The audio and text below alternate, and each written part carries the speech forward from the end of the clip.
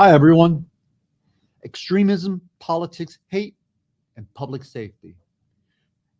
Today, we're going to be discussing these topics and drawing some links.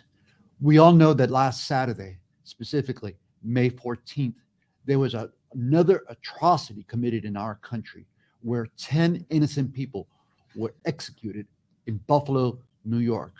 I mean, they went to the grocery store, they went to buy their goods, or they were in extremist, a self-confessed extremist, executed them. Today, to explore the links and talk more about the impact of extremism in politics and its connection to hate, radicalization, and the dangers to public safety, and I would add, democracy. Today, I have a guest, retired Chief David Magunusson. Welcome, Chief. Thank you very much for having me. This is Let's Talk with Robert Asencio, and let's get right into it. Chief, so, you're a guy that spent almost 40 years in law enforcement, right? Correct. And we had the opportunity to see the video, the raw footage that was streamed by the subject who shot those people. And let's face it, he freaking executed those people. Those people had no chance. I'm getting goosebumps just thinking about it, man. So we saw the video. You saw him drive up, and in the rearview mirror, you could see him that he has a helmet. He's got a body cam on it. He's got Kevlar on, and he gets out of the car. And no sooner does he get out of the car, put the car in park, open the door, and he zeroes in on this lady, shoots her, then shoots a guy that's in front of the building, right outside the exit doors of the shopping, the top supermarket, and then he shoots at a person that I believe was loading groceries in the car. Right there's 3 kills. Can you talk about it? This was a horrible video. Kind of lay up what you saw, and let's get right into the topics that we're going to talk about today. Well, what I saw was pure evil, just unadulterated evil. But you take a step back, we see the act, we saw the act. And it's one of those acts that you can't get out of your mind. Once you see it, you wish you hadn't. But you have to, what led up to it? What led up to it? Why is he streaming live? Because like the dossier he puts together, for the next person, for the next hateful person to read off it, he pays homage to those in the past that have done similar things like this. And it's a cycle. It's sadly, seemingly an endless cycle of hate. And there's where the story lays here. I mean, from some of the information I got was that when he was viewing it, there was a lot of applause behind the scenes on some of these channels, on some of these websites, that people believe in the same things. They might not have taken the same steps, but this hatred, there's a fertile ground in this country right now. And there's just certain things being done to water it and make it more fertile so that these weeds of hatred just pop out of the ground, and it keeps happening and happening and happening. So let me break in here, because before we get into the links and what we believe is causing these acts or influencing these acts of hate and violence, let's talk a little bit about your background. You spent how many years in law enforcement? You were chief, recently retired. Congratulations for joining us on this side of retirement post law enforcement. And let's talk about what you did when it came to these type of cases. Well, even going back when I was with the City of Miami Police, I did 30 years there. I was one of the original trainers that did the weapons of mass destruction training, and that came prior to 9/11, and teaching law enforcement and the civilians, and then the NIMS and the ICS, doing all that, and continuing on in training. I also, with the Miami Association of Miami-Dade Chiefs, I was a chairperson at the time of the violent extremism, domestic violent extremism task force or committee. And I'm with the, not with the ADL per se, but I facilitate for them, teaching hate crimes and teaching violent extremism as needed through law enforcement throughout the country. So I continue on with that, always doing a lot of research. I have some projects that I'm working on, as we speak. And there's just a major concern for me of what I see and what I don't see. And what I don't see is a very strong slamming down fist on the table, like this has to stop.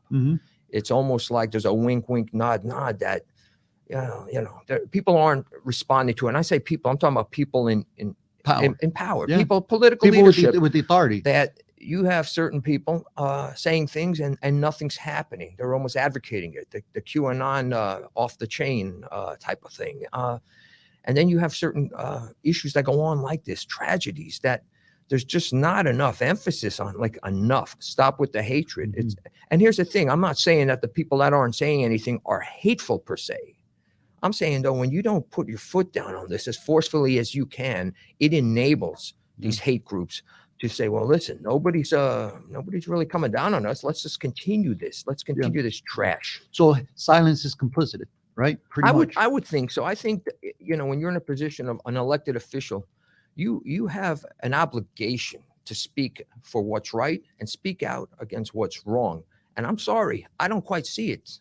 Yeah. So to put it in context here, to frame our conversations, this is a nonpartisan conversation. This is the facts. I'm talking to former Chief David Magunusson, who spent nearly 40 years in law enforcement. Chief, you've been involved in a number of situations where you've been shot at, you've been on the street, you've actually know what it is to fight for your life. So we're not talking the bullshit that nobody really knows the context. We're talking to each other from people that have been in the throes of violence. Listen, the greatest compliment I could get, and I still get it to this day by a lot of people that work for me, that I was a darn good street cop.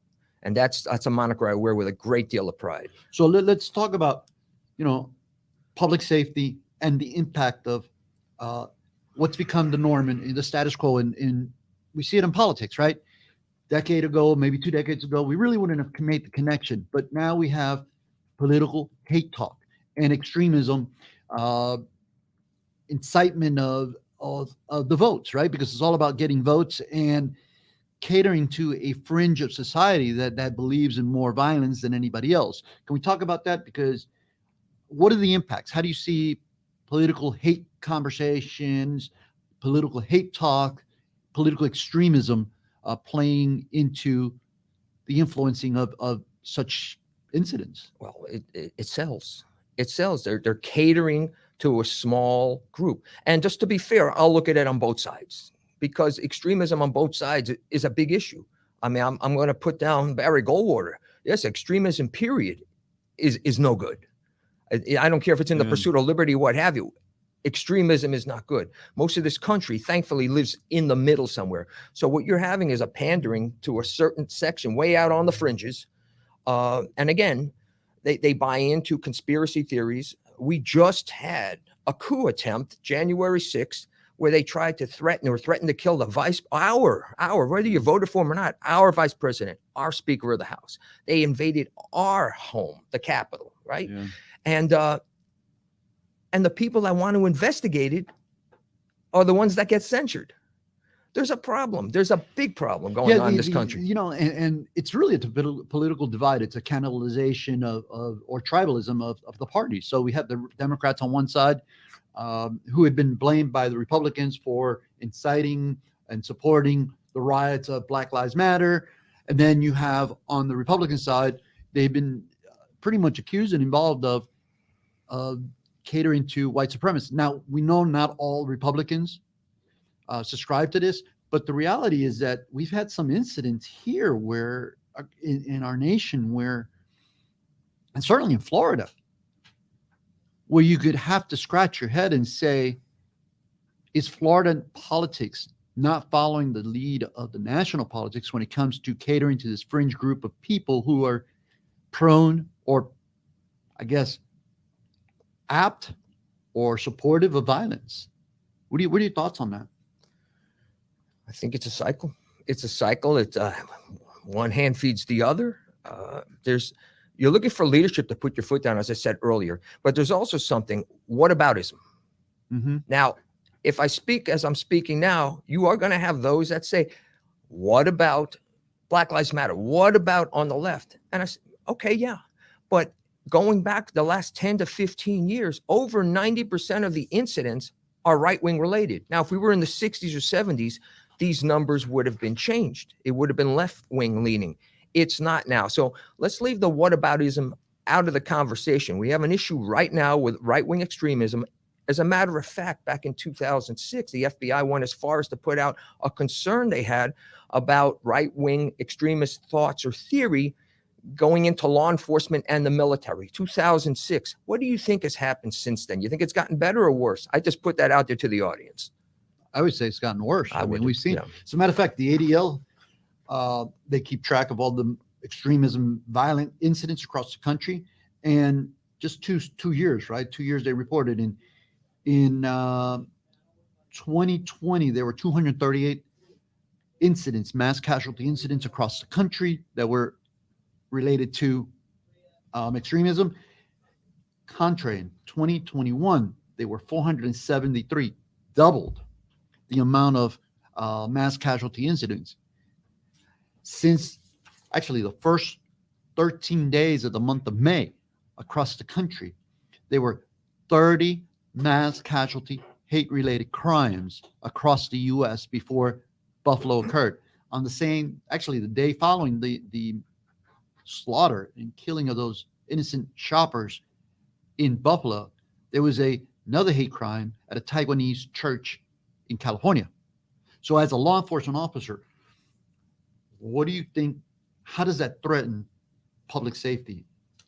Does that fuel the political talk, the political rhetoric that caters to the right-wing extremist? Or is it not? I mean, are we seeing something that's playing out before our eyes, and are we seeing it correctly? Or what is it that we're seeing? Well, in a microcosm, just listening on the radio, and I listen to conservative radio, and I just talked about whatism. There seems to be, how tragic this was, a minimization of it. Yeah, but, with a yeah, but. I heard the other day on a show about evil, how evil this person was, and then they compared it to Ted Bundy being evil, and why is there such an uptick on it? Yes, both were devil incarnate. I get it. This person the other day put out, he was going after a group of people based on the color of their skin. Yes, they're both evil. There's no other way to say it. Don't minimize by bringing in someone who is as equally evil. To minimize this what this person has done, and it's not just the act, he's putting it out there to get the other people that believe like him on 4chan, on 8chan, what have you, to buy into it, to maybe motivate the next person. If you think this is the last time you're going to hear something like this, I got sad news for you. The hate is deep rooted. So Florida has moved, enacted some laws that really push or play on the theory that if civilians are armed, then they'll be more apt to stop a shooter. And one of the governor's comments recently was that before he leaves office, he intends to make Florida a permitless state. So that means that if you want to carry a firearm, anyone can carry a firearm, concealed or not, but they can carry a firearm without a permit. How do you see that as a law enforcement? And do you see that as a danger to law enforcement? I do. I had a article come out, an op-ed in the Herald about a month ago, discussing this very issue. Mm-hmm. I look at it in a couple of ways. First of all, people can get to carry a gun now, but you need to get the permit. And by doing so, if you wanted to do so, you do it. You go to the training, as minimum as it may be. You learn a little bit how to handle a firearm. And if you want to carry it, you will. So what's going to happen now, I fear, if this happens, first of all, is everybody now, well, I can do it, let me carry it. I know New York State now, or New York City for sure, is waiting on a Supreme Court ruling coming down that they may throw out the permits altogether. The Supreme Court, Alito had some comment on it, Justice Alito, a couple of weeks ago, and it's got Mayor Adams a little bit concerned. But I think the bigger issue, even beyond the concealed, is the ability to just walk down the street with a sidearm, open carry, for law enforcement. And I've had to deal with that when I went to North Carolina. I mean, here we don't have it. There's a discomfort, but the fact is, for law enforcement, that in the state you don't have it now, it doesn't make the police any safer by having somebody walking down the street with a sidearm. Now, that being said, I'm sure most people that do it are fine, but you're going to get into situations where you don't know who's who, what's what. You get some guy that practices all day drawing a weapon. He's already got the advantage on the officer. And I'm sorry if other chiefs don't want to come out and say this is not good for whatever reason. It isn't good. It isn't good. I have a big concern with walking down the street with a sidearm strapped on. We already have issues with people losing their temper, road rage incidents. And So I don't think it's the issue of, Second Amendment's not, everybody, it's a constitutional right for us to carry a firearm. But I think the bigger issue here from a law enforcement perspective is the dangers to the community by just issuing anyone a firearm, because the assumption is that those who will carry firearms are people who are trained and knowledgeable or sane. Where's the training? And that's the problem. There is no training. There is no call for added training or safety gap measures. So if we're going to, blankly say that everyone should carry an open firearm or a firearm in the open, then may not be, or carry a firearm, whoever wishes to carry them, should they not be receiving proficiency training? Mm-hmm. Well, Justice Scalia said in DC versus Heller, and he made it very clear that having to get a permit was not a violation. So why change? If people want to carry that firearm concealed, get the permit like you have been doing. What you're going to have now, and I just alluded to it earlier, is now everybody, well, I can carry it. Why don't I? Why don't I? Why? And the fact of the matter is, are those, somebody's going to argue again the whataboutism. Yeah, but criminals can carry it and without a permit. So why shouldn't other people? Yeah, I guess that's an argument to be had, but I mean, it's a flawed argument. Well, it's a flawed argument. I would argue that the real need here is to go after the criminals with firearms, right? Correct. And adequately fund the law enforcement and ensure that the law enforcement is not just trained well, they're equipped properly, and that they have the matrix in place, that the rules in place to ensure that the officers are abiding by the law, that they're not violating people's rights, but yet they're going after aggressively those who carry firearms, the criminals, who should not be carrying firearms, period. In 2015, when this was brought up, the majority of Florida sheriffs were against it. Now, that might have changed now moving forward with Governor DeSantis. I don't know. Is it for votes, though? Are they doing this for the votes? The argument that was made in 15 not to have it, regardless who that sheriff is now, remains just as appropriate now. Take those reasons why they didn't want it, plug them in here. The reasons haven't changed. So now, what are we looking at? Is it for votes? Possibly. But there's nothing good's going to come from this. There's no need to have to change it. Again, we're pandering to a certain group. It's funny because I remember when I was in law enforcement and in the military, the politicians, there was no shortage of politicians who wanted to take a picture with us, right? And now if you look at the right, the conservatives who are elected, they always are pro-police, right? They say they're pro-police. But the interesting fact is that I have not heard the leadership in the state of Florida from the right come out and say that they lament the fact that a retired lieutenant of the city of Buffalo Police Department, right? I think it was with the city of Buffalo Police Department, was one of the ones that was executed in Buffalo at this Buffalo supermarket shooting last week. Have you heard anything? Have you heard any of them come out to say, that this officer, the retired officer, was there protecting and serving, actually got some rounds off. He engaged the guy. Yes. And yet he was killed because he was unmatched. Yeah. The man was a hero. Protecting, and that's protecting and serving. That's what all police do, or that's what they should be doing, regardless of political ideologies, where they stand. And that's fine when you're off duty. When you're on duty, there should be strict neutrality. And that may be a story for another day. But, do you think some officers falling into that trap? Us against them again? Yes. Which has gotten us in the past in trouble? Yes. Well, us against them, the community? Like the law enforcement against everybody else, or everybody else against the law enforcement? I think what you have in some areas, some groups, are some, as the FBI warned against decades ago, that are crossing a line that shouldn't be crossed. Reuters just had an article that came out on May 6th. U.S. police trainers with far-right ties are teaching hundreds of cops. Now, they're probably teaching thousands of cops.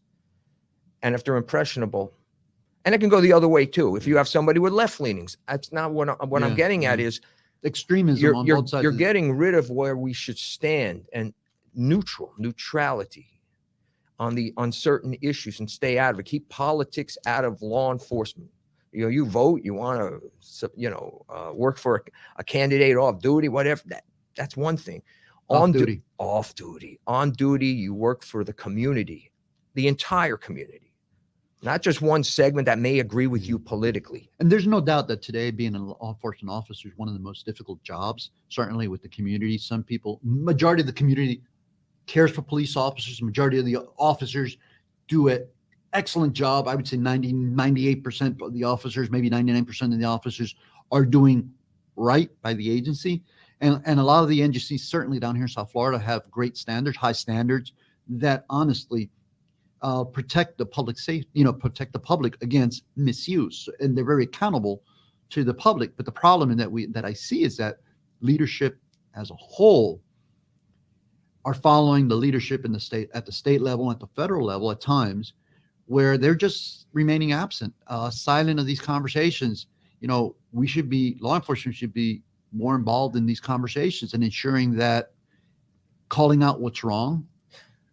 Well, let me say this. I think the greatest law enforcement that I've been around is in South Florida, and the leadership in May of 2020, when a group of chiefs, myself included, took a knee against what we saw was a terrible outrage of what happened up in Minnesota. Now, I caught all sorts of slack from some people. It's usually never to your face because I got a couple New York words I throw back at them, and I'm not shy to use them. That being said, we did the right thing at the right time for the right reason. Yeah. We need to continue. When I say we, I'm talking about law enforcement in general. We need to come out and when there are people crossing that line, if they are becoming radicalized, get rid of them. Get rid of them. They're not needed in the military. They're not needed in law enforcement. Save a career. If you see somebody heading down that path, get them back, him or her, grab them back in, save that person's career. I know that with the leadership in South Florida, in Dade County and Broward, I'm sure that can be done. I don't suspect that's a big problem here, but you look at how many agencies across the country, you look at how many cops across the country. Do they all think like they do in South Florida? I don't know. Well, we have had our share of incidents where we've had to learn and adjust. Correct. By our own eras. And I am proud of our community in law enforcement. I'm also proud of those that are out in the field. I just really think that politics, this extremism that's become the status quo of, I guess, how politicians refer to others and how they manage is actually threatening, if you will, our public safety. I think it threatens not just the public safety, but it threatens the lives and the safety of those that are on the front lines. We have 2 minutes left. Any closing thoughts as far as like how this all comes together? We have hate, we have extremism, we have violence, and then we have the victims. It needs to be called out. There are not good people on both sides. Let's put a stop to that BS that came in back in 2017. There aren't. You got the replacement theory that's full blown on so many areas.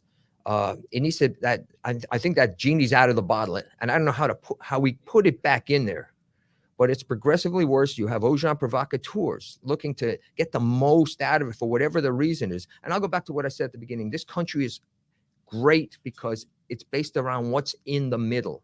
Throw out the far left, throw out the far right, because they're a danger to democracy. And the police need to maintain strict neutrality and do their jobs as well as they have been doing it, and get to the bottom of this. This needs to stop, because right now I feel it's only going to get worse. Yeah, I have no doubt. And we'll have to continue this conversation, probably part 2, because there's more to come. And here's the bottom line. I think here's the takeaway for most. Law enforcement is not an entity or part of government that runs itself. They usually follow the lead of their political leaders, right? They work for city or county manager or city or, political elected officials, right? Ultimately. And it's really yes, they work within the law, the bounds of the law and the limits of the law, but at the end of the day, they're following suit of what their political leaders are, ordering of them or demanding of them. Chiefs' jobs are generally political jobs, even though they don't like to be called that way or referred to that way. But at the end of the day, it is that, because if you step out of line and you lead in a more aggressive manner, then maybe your city or county or whomever your leader is, they'll get rid of you. So it's really up to the citizenship to make sure that they use their vote. I think LBJ said it best. LBJ said that the right to vote is the right that protects all other rights. Think about that. And if we lose that or we give it up, we can lose. We can, lose the right to vote if we don't take advantage of voting. I will say, a person that stands for nothing falls for everything. Exactly. That's a great way to end this show. I am Robert Asencio. I think we have our producer behind the scenes here. It's Andres. We had Ileana producing the show. To the Michael Miller and Grant Miller, the community news team, we can't thank you enough. To you, the audience. Drop us a line. Let us know what you think. Part 2 coming up, probably after the next legislative session, where I hear that there's a call to pass a law that will make the state of Florida a permitless carry state. Look forward, a lot to talk about. To the victims, I don't know what to say. I'm so sorry. Thank you. This has been another show of Robert Asencio, and Let's Talk with Robert Asencio. Yours truly. We'll talk to you next time.